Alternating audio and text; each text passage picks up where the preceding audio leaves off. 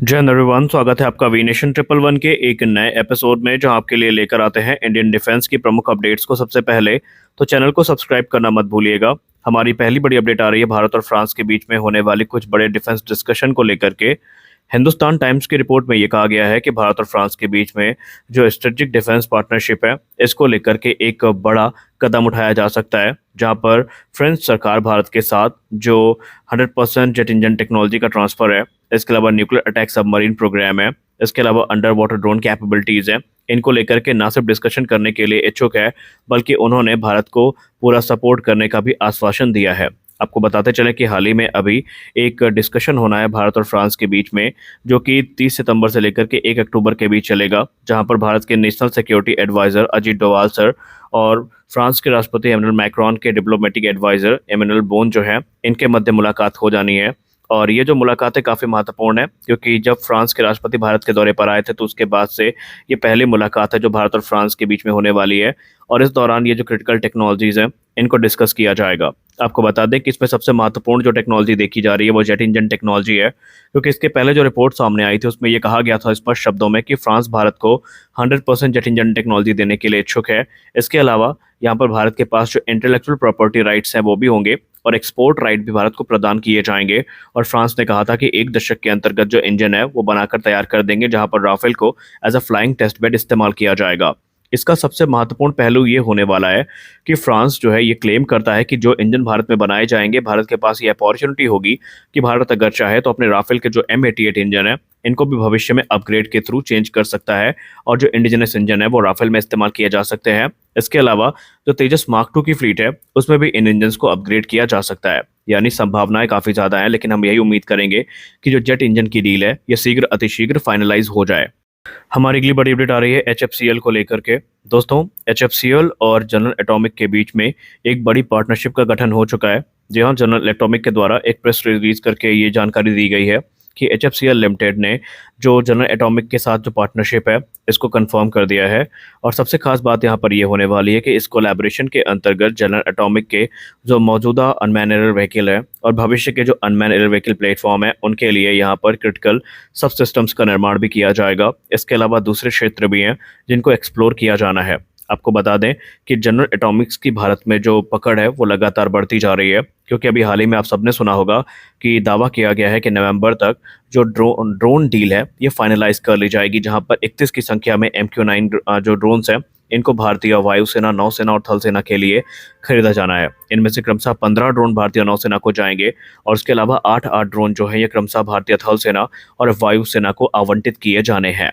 जैसा कि आप सबको पता है कि जनरल इलेक्ट्रिक इस समय भारत में टाइमली इंजन डिलीवरी नहीं कर पा रहा है, जिसकी वजह से भारत का तेजस मार्क 1A प्रोग्राम बुरी तरीके से प्रभावित हो चुका है। हालांकि इनिशियली जो एयरक्राफ्ट डिलीवर किए जाने हैं वो कैटेगरी B इंजन के साथ आएंगे, यानी ये वो इंजन है जो HAL के द्वारा रिजर्व रखे गए थे। लेकिन जनरल इलेक्ट्रिक की तरफ से भी ये कहा गया है कि उनकी जो इंडस्ट्री है ये बुरी तरीके से सप्लाई चेन इशूज से प्रभावित है और प्रेशर उनके ताप ऊपर लगातार बिल्ड हो रहा है। जनरल इलेक्ट्रिक इस समय अपने पार्टनर जैसे कि इंडियन एयरफोर्स में उनके जो पार्टनर्स हैं, इसके अलावा जो हिंदुस्तान एरोनॉटिक्स लिमिटेड है, इनके साथ संपर्क में है और भरसक प्रयास उनके द्वारा किया जा रहा है कि जो सप्लाई चेन रिलेटेड इशूज़ हैं इनको दूर किया जा सके। हालांकि अभी भी वो स्पष्ट टिप्पणी करने में समर्थ नहीं है कि ये चीज़ें कब तक सामान्य होंगी। एक दावे के हिसाब से यहाँ पर 2025 से 26 तक का समय लग सकता है सब कुछ सामान्य होने में, और तब जाकर के जो नॉर्मल सप्लाई है इंजन की ये भारत को शुरू की जा सकती है। इनिशियली प्लान किया गया था कि 16 से 20 इंजन दिए जाएंगे, लेकिन मौजूदा प्रोडक्शन रेट को देखते हुए ये चीज़ें काफ़ी मुश्किल नज़र आ रही हैं और हम आशा करते हैं कि जल्द ही सब कुछ सामान्य हो जाएगा।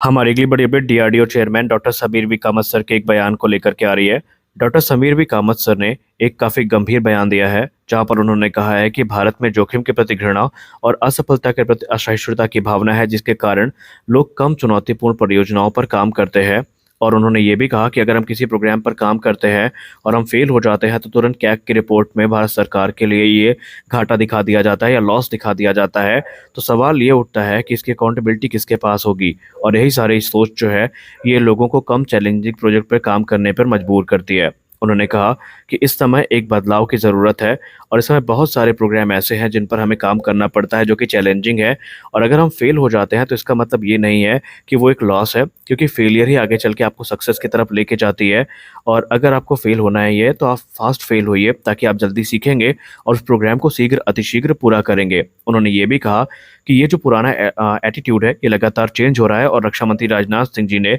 जो हाई रिस्क प्रोजेक्ट है इनके लिए जो छूट है वो दे दी है, जिसका मतलब ये है कि अब डीआरडीओ जो हाई रिस्क प्रोजेक्ट है उस पर काम करेगी। अगर वो बार बार फेल हो जाते हैं तो कोई बात नहीं, प्रोग्राम को बंद कर दिया जाएगा, लेकिन यहाँ पर सफलता के जो चांसेस हैं ये काफ़ी ज़्यादा हैं। आपको बता दें कि इस समय डीआरडीओ लगातार काफ़ी बड़े प्रोजेक्ट्स में इन्वॉल्व है, और उसमें डीआरडीओ को कभी सेटबैक भी देखने को मिलता है, तो कभी डीआरडीओ उन सेटबैक से ऊपर आकर के प्रोग्राम को पूरा भी कर देती है। अगर हम यहाँ पर एग्जाम्पल लें तो भले ही ये एग्जाम्पल आपको थोड़ा अटपटा लगे, लेकिन कावेरी इंजन प्रोग्राम इसका सबसे बेहतरीन एग्जाम्पल हो सकता है, क्योंकि जब कावेरी इंजन प्रोग्राम की शुरुआत हुई थी तो ये माना गया था कि ये इंजन जल्दी से जल्दी बन जाएगा, लेकिन फिर 2004 से 2008 के बीच में वो भी दौर आता है जब इसे तेजस प्रोग्राम से ही डीलिंक कर दिया जाता है, और 2011 में कैग की रिपोर्ट में इसमें काफ़ी बड़ी बातें की जाती हैं। लेकिन जीटीआरई हार मानने वालों में से नहीं है, और आज वो दिन है जब कावेरी इंजन अपने सर्टिफिकेशन के काफ़ी नज़दीक पहुंच चुका है, और ना सिर्फ आगे पहुंच चुका है बल्कि आने वाले भविष्य में इसका इन्हेंस्ड वेरिएंट पे हमें 1 दशक के अंतर्गत देखने को मिल जाएगा।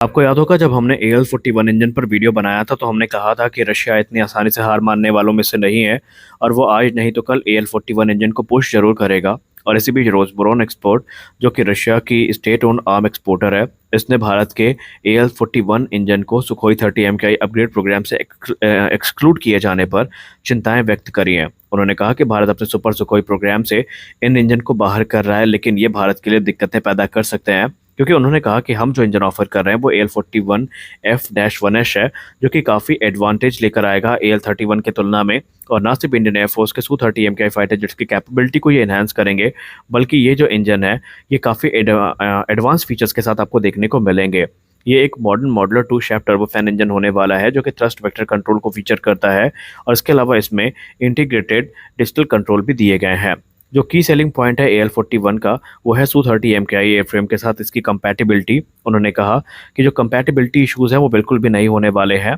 और थ्रस्ट भी इसमें काफ़ी ज़्यादा होने वाला है। उन्होंने कहा कि मिनिमल मॉडिफिकेशन के साथ ये जो इंजन है वो इंटीग्रेट किए जा सकते हैं। रोसबोरोन एक्सपोर्ट का ये कहना है कि AL-41 इंजन जो है ये पुराने इंजन की तुलना में 18% ज़्यादा थ्रस्ट को जनरेट करते हैं, यानी कि 144 न्यूटन का थ्रस्ट इनसे जनरेट किया जाता है, और उसके अलावा इसमें जो एयर फ्लो है वो इंक्रीज़ किया गया है, और उसकी एफिशिएंसी भी काफ़ी इंप्रूव हुई है। लेकिन आपको बता दें कि भारतीय वायुसेना जो AL-31 इंजन है इसके साथ ही अडिग बनी हुई है, और उनका कहना है कि हमारी रिक्वायरमेंट इनसे पूरी हो जाएगी, और इस समय बहुत सारी चीज़ों को भारत में इंडिजनाइज भी किया जा रहा है। आपको बता दें कि DMRL हो, मेधानी हो, GTRE हो, ये सभी लगे हुए हैं, और बहुत सारे क्रिटिकल पार्ट्स जो हैं इनको इंडिजनाइज किया जाने का प्रयास किया जा रहा है, और माना जा रहा है कि रशिया पे जो ओवर डिपेंडेंसी है इंजन पार्ट्स को लेकर के ये भी शीघ्र अतिशीघ्र खत्म हो सकती है। और अभी आपको याद ही होगा 26,000 करोड़ रुपए की लागत में 200 से ज़्यादा जो इंजन है इनकी खरीद को मंजूरी भी मिली है। तो आज के इस वीडियो में बस इतना ही। आशा करते हैं ये वीडियो आपको अच्छी लगी होगी। वीडियो अच्छी लगी तो वीडियो को लाइक करिए,